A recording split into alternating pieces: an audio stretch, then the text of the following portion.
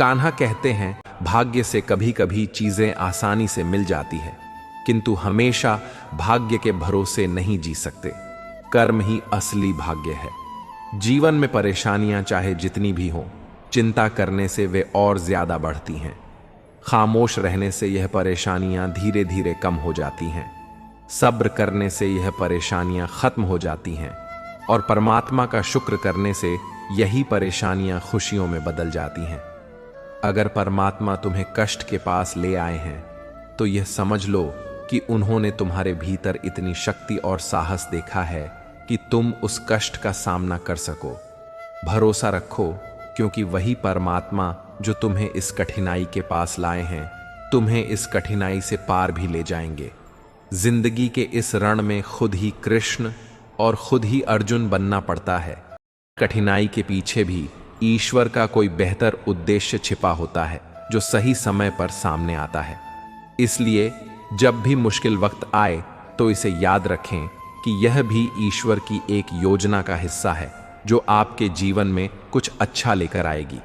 हार मानने के बजाय विश्वास और धैर्य के साथ अपने अच्छे कर्म करते रहें। इस गहरी बात को हम एक छोटी और सच्ची घटना से बेहतर तरीके से समझ सकते हैं। एक बार एक भक्त हर रोज मंदिर आता, श्रद्धा भाव से मंदिर में काम करता। उसे साक्षात प्रभु के दर्शन होते थे। एक दिन कहने लगा कि प्रभु, आप दिन रात यहां खड़े रहते हैं, ऐसा करें कि आप घूम फिर आए, मैं आपके स्थान पर जहां खड़ा हो जाता हूं। भक्त के बार बार आग्रह करने पर भगवान बोले, चलो ठीक है, लेकिन तुम चुपचाप जहां खड़े रहना। कोई भी भक्त आकर कुछ भी विनती करें, पुकार करे, तुम कुछ भी सही गलत होते देखो, लेकिन फिर भी तुम सब चुप रहना। मैंने मंदिर में आने वाले हर भक्त के लिए उचित प्रबंध पहले से ही किया हुआ है। भगवान भक्त के आग्रह पर भक्त को वहां खड़े कर स्वयं चले गए। कुछ समय के पश्चात एक धनवान सेठ मंदिर में आया और कहने लगा कि प्रभु, इस बार भी मुझे धंधे में फायदा हो, ऐसी कृपा कर देना। ईश्वर से फरियाद कर वह जैसे ही जाने लगा, उसका पैसों से भरा पर्स मंदिर में गिर गया। भगवान के स्थान पर खड़े भक्त के मन में विचार आया कि इसे रोक कर बता दूं कि तुम्हारा पर्स गिर गया है, लेकिन उसे भगवान की बात का स्मरण हो आया कि तुम जो हो रहा है केवल देखोगे, बोलोगे कुछ नहीं। उस धनवान सेठ के पश्चात मंदिर में एक गरीब व्यक्ति आया जिसकी पत्नी बहुत बीमार थी। वह ईश्वर से प्रार्थना कर रहा था कि प्रभु, मेरे पास पत्नी के इलाज के पैसे नहीं हैं, कुछ ऐसा चमत्कार करो कि पैसों का इंतजाम हो जाए। उसी समय उसकी नजर धनवान सेठ के गिरे हुए पर्स पर पड़ी। उस गरीब व्यक्ति ने पर्स उठाया और उसमें पैसे देखकर कहने लगा कि प्रभु, आपकी लीला अपरंपार है। इधर मैंने आपसे विनती की, उधर आपने चमत्कार कर भी दिया। वह गरीब व्यक्ति ईश्वर का धन्यवाद कर मंदिर से चला गया। भगवान के स्थान पर खड़े भक्त ने इस बार भी उसे रोकना चाहा कि इस पर्स का जहां गिरना ईश्वर का चमत्कार नहीं, बल्कि यह तो उस सेठ से गलती से गिर गया है। लेकिन भगवान की बात का स्मरण कर चुप रह गया। उस गरीब व्यक्ति के पश्चात मंदिर में एक व्यापारी आया जो कि अपने व्यवसाय के लिए समुद्री जहाज से दूसरे देश जाने वाला था। वह ईश्वर से कामना करने आया था कि उसकी यात्रा सफल हो। अभी व्यापारी प्रार्थना कर ही रहा था कि इतने में धनवान सेठ पुलिस लेकर मंदिर में आ गया कि मंदिर से किसी ने मेरा पर्स चुरा लिया है। उसे लगा कि उसके जाने के पश्चात मेरा पर्स इस व्यापारी को मिला हो और शायद उसने मेरा पर्स कहीं छिपा दिया हो। पुलिस जैसे ही उस व्यापारी को ले जाने लगी, भगवान के स्थान पर खड़े भक्त बोल पड़े कि पर्स तो उस गरीब आदमी ने उठाया है जिसकी पत्नी बीमार है। यह व्यापारी निर्दोष है। पुलिस वालों ने उसे छोड़ दिया और उस गरीब को पकड़ने चले गए। भगवान जब वापस आए तो भक्त ने सारा घटनाक्रम उनको सुनाया। उसे लगा कि भगवान उसे इस कार्य के लिए शाबाशी देंगे, लेकिन भगवान कहने लगे कि मैंने तुमसे कहा था ना कि तुम चुपचाप जहां खड़े रहना, लेकिन तुमने सच्चाई बताकर सब गड़बड़ कर दी। वह धनवान सेठ लोगों को लुटकर उल्टे सीधे तरीकों से धन अर्जित करता था। अगर उस गरीब की पत्नी का उसके पैसों से इलाज होता तो अनजाने में ही सही उसे उसका पुण्य मिलता। दूसरा, इतने पैसों के खोने से उसकी धन संपदा में कोई फर्क नहीं पड़ता, लेकिन उस गरीब के लिए वह धन बहुमूल्य था। इससे उसकी पत्नी भी बच जाती और कुछ दिनों के लिए उसके घर का राशन भी चल जाता। तुम्हारे कारण वह गरीब आदमी अब जेल में रहेगा और उसकी पत्नी का इलाज में भी कठिनाई आएगी। उस व्यापारी को आज समुद्री जहाज से यात्रा करनी थी, लेकिन आज समुद्र तूफान आने वाला है। जिसमें यह यात्रा करने वाला था वह जहाज डुबोने वाला है। अगर वह आज जेल में चला जाता तो सफर नहीं कर पाता और वह समुद्र में डूबने से बच जाता। सबूतों के अभाव में कल पुलिस उसे छोड़ देती। तुमने सब गड़बड़ कर दिया।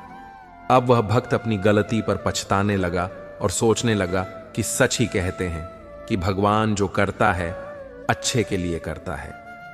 इसीलिए भगवान श्री कृष्ण भगवत गीता में कहते हैं कि मनुष्य को हमेशा ईश्वर पर अटूट विश्वास रखना चाहिए। उसे विपरीत परिस्थितियों में कभी भी अपने मन को विचलित नहीं होने देना चाहिए, क्योंकि भगवान कभी अपने भक्त का बुरा नहीं होने देते।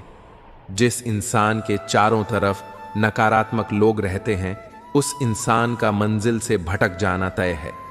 श्री कृष्ण जी कहते हैं कि कठिन समय में समझदार व्यक्ति रास्ते खोजते हैं और कायर व्यक्ति बहाने। हे कृष्ण, तेरे सिवा कहाँ मिलता है कोई समझने वाला?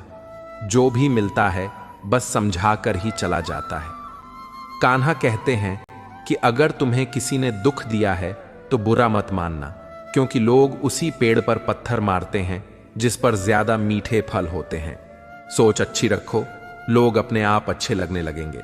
नियत अच्छी रखो, काम अपने आप ठीक होने लगेंगे। सुनने वाला सुनकर, देखने वाला देखकर और सहने वाला सहकर जब खामोश हो जाए तो समझ लेना कि उसका मामला अब ईश्वर की अदालत में पहुंच गया है। बुरा वक्त तो सबका आता है, कोई बिखर जाता है तो कोई निखर जाता है। जीवन एक यात्रा है, इसे जबरदस्ती तय न करें बल्कि जबरदस्त तरीके से तय करें।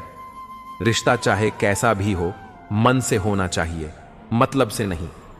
कभी किसी दूसरे के लिए मांग कर देखो, खुद के लिए मांगने की कभी जरूरत नहीं पड़ेगी। इंसान को इंसान की नजर से तोलिए और दो शब्द ही सही मगर प्यार से बोलिए। खुशियों का ताल्लुक दौलत से नहीं, दिल से होता है। फालतू बैठे रहने से अच्छा है कि आप दुख के रास्ते पर ही चल पड़े। गुस्से में कभी गलत मत बोलो। मूड तो ठीक हो ही जाता है, पर बोली हुई बातें वापस नहीं आती। मेरे चेहरे से मेरा दर्द नहीं पढ़ पाओगे, क्योंकि मेरी आदत है हर बात पर मुस्कुरा देना। लोग अगर अच्छे हों फिर भी फासले रखना, क्योंकि आजकल जहर मीठे भी मिलने लगे हैं। ये दिल कभी खाली नहीं रहा। पहले तुम इसमें थे और अब तुम्हारा दर्द इसमें रहता है।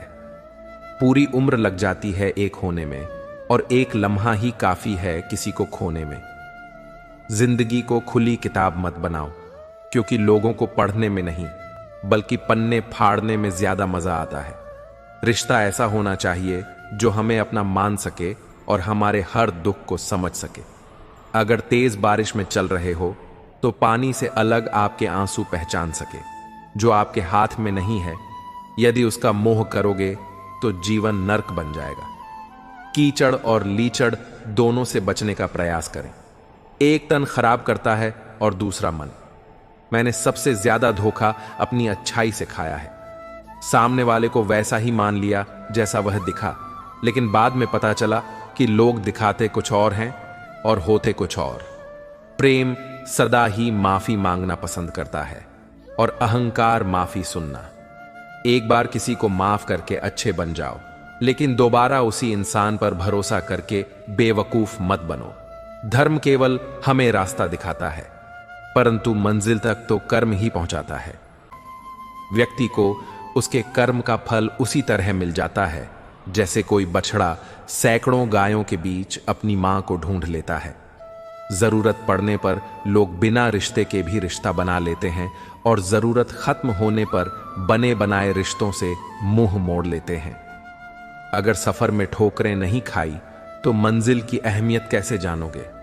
आजकल इंसान के पास ईमेल है, लेकिन इंसान का इंसान से कोई मेल नहीं है। अपना दिल और भरोसा किसी को मत देना, क्योंकि लोग इसे तोड़कर ही लौटाते हैं। रिश्ता उसी से बनाओ जो इसे निभाना जानता हो। झूठी कसम से इंसान नहीं मरता, पर भरोसा जरूर टूट जाता है। छोटा ही सही, मगर अपनी एक अलग पहचान बनाना बहुत जरूरी है।